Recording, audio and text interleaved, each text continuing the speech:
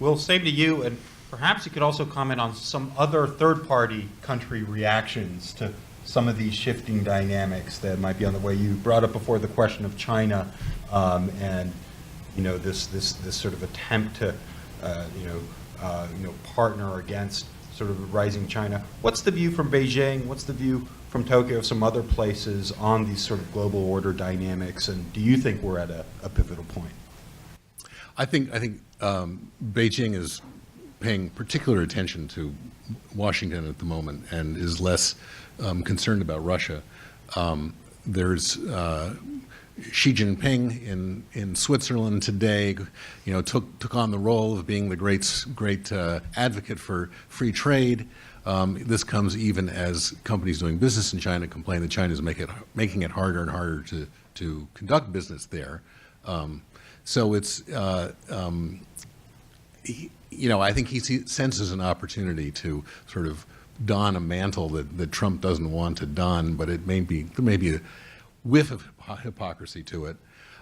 Our very talented Moscow bureau chief, David Filipov, who originally was going to be here tonight, and unfortunately for all of you, I'm having to fill in for him because he's still in Russia, has this idea that Putin's real objective is to make Europe safe for Russia.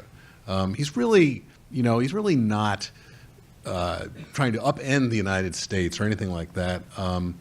But he doesn't like having those NATO troops right on the Polish border, and Europe really is what he has his eyes on. That's the prize. But what I find very interesting in this is that, of course, there is this right-wing resurgence going on in Europe right now. In the Czech Republic, you have a president who is very pro-Russian. In Nigel Farage in Great Britain, there's friendship with Russia there. Marine Le Pen in France. In Poland, there's also one of these right-wing populist governments, but of course the Poles are not very keen on Putin. And so there's another circle that somehow has to be squared, and I'll be very interested to see how that happens. Slightly on Europe's border, of course, we also have Turkey.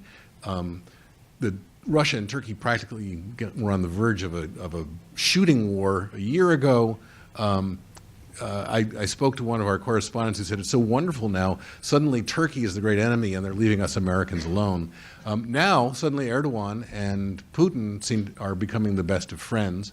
I guess they see something in each other. There's some calculation there. So it'll be very interesting to watch how, to get to my point from previously, how Trump plays the whole Syria thing with all these different actors, some of whom Trump himself is very opposed to.